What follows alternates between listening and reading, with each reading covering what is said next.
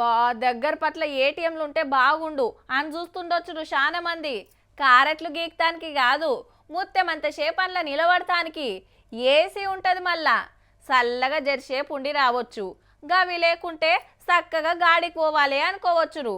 మంచిగా కూసుంటానికి కుర్చీలుంటాయి, ఎంతసేపు ఉన్నా ఎవ్వలేమనరు. మెట్రో రైలు ఏసీ బస్సు ఎక్కితే టికెట్ తీసుకోవాలన్నాయే, అదే గివ్వైతే పుక్కట్లనే మంచిగా నిమ్మల పడవచ్చు.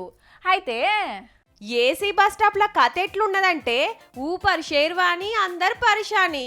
హౌ సూపులకు ఎంత ముద్దుగుందో చూడుర్రి. ఎండలేం నిలబడతావు, లోపటికి రా సల్లగుంటది అని పిలుస్తున్నట్టే ఉందిలే. హబ్బా అని మురుసుకుంటే లోపలికి పోతే ఒగ ఉడకపోతే కాదు.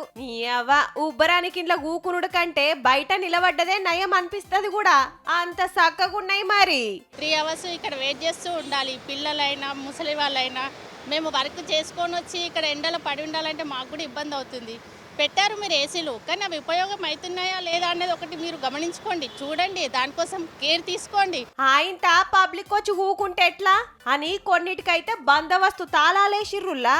ఖైరతాబాదు, సికింద్రాబాదు, దిల్సుఖ్ నగరు, కోటి, కొండాపూరు, కుకట్పల్లి, తార్నాక, బేగంపేట, శిల్పారామం అంత గిదే కథ.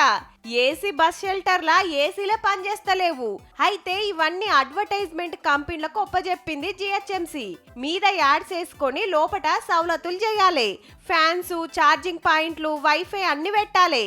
అయితే పబ్లిసిటీ బరాబర్ చేసుకుంటాండ్రు గాని పబ్లిక్ తిప్పలు తీర్చే తీరువాటమే లేకుంటుంది. చెత్త కూడా సక్క గుడుస్తలేరు. జిరాక్స్ సెంటర్లు, జ్యూస్ సెంటర్లకు కిరాయిలకిచ్చి పైసలు కమాయిస్తాండ్రు మంచిగా. ఈగేముంది, బస్సుల కోసం ఎండలనే ఏటింగ్ చేసుడు, వచ్చేదానికి గోసవడుడు. ఇంత ఎండలు ముద్రబట్టే. జరా ఏసీ బస్ షెల్టర్ల మీద ఓ నజరేసి పుణ్యం కట్టుకోండ్రి సార్లు.